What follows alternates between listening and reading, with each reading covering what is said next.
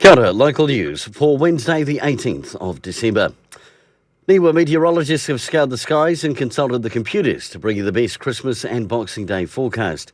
And sadly, those wanting two fabulous days are out of luck. Rain is forecast in Wairarapa on both Christmas and Boxing Day. Just 7 more sleeps till Christmas.